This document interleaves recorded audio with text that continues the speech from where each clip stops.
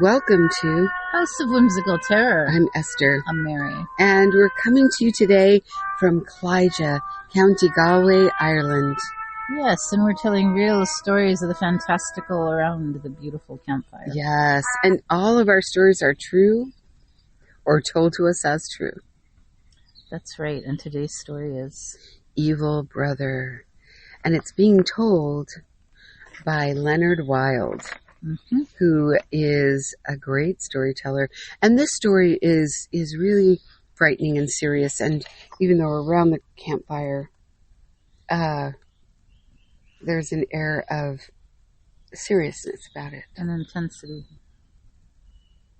And thank you for sharing your story with us. Yes, thank you, Leonard. Okay. This story happened about, we'll say, 20-odd years ago. Mm-hmm. Not 100 miles from here. It's about two brothers. And one murdered the other. They were a very, very intelligent family. But the murderer was. He was highly intelligent. He was so intelligent he used to do the maths classes in honours maths for his leaving cert. The older brother just worked in pubs and that, but he went back to school and he was about to graduate in a town in the Midlands of Ireland. So the other brother, they reckon, got a fit of rage, and because he was in the limelight now, the other guy used to be always in the limelight, so he decided he'd go visit him the night before he graduated. Took him for a few drinks, had a few joints, and decided to go for a spin down to Clare, to the Cliffs of Moher. Anyway, the murderer got in the back of the van when they reckon maybe he might have drugged him a little bit as well, but he got into the back of the van, put a cord around his brother's neck. I'm not naming names here for obvious reasons. Ireland is a small place. And he strangled him. And in the struggle was so violent that he actually broke the seat of the van. Mm. So he went off home. All the family went to the town the next day, wondering why the brother didn't turn up to graduate. There was no sign of him. So that's when they contacted the authorities, and there was a search. So there was a meeting in an uncle's house to organise a search. And the uncle said, that guy, the brother, he said he has something to do with his disappearance.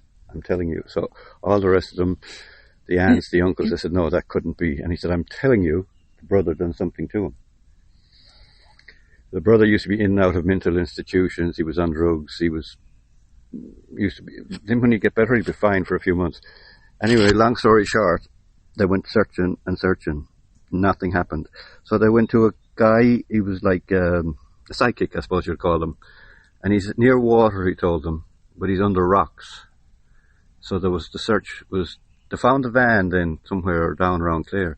So they concentrated the search down there. And seemingly he was trying to pull him to the edge of the cliff and chuck him over, but they reckon he was disturbed or something by somebody or a farmer or something. And he just hit him under some rocks. Eventually they found the body, and the brother cracked after about a week, and he admitted it. That's basically the story. But the creepy thing about the story is my cousins were dairy farmers. And dairy cows will come in and they'll stand and they'll be milked and they'll be nice and quiet and the milk will just flow out of them naturally.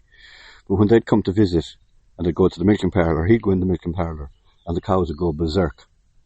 They'd crap all over the place. They'd wee all over the place. They'd break out in sweat. They'd even try to come out of the line of where they were.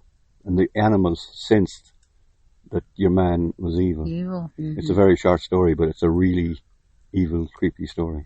Yeah. And he was so smart when he was in the institution that he was in.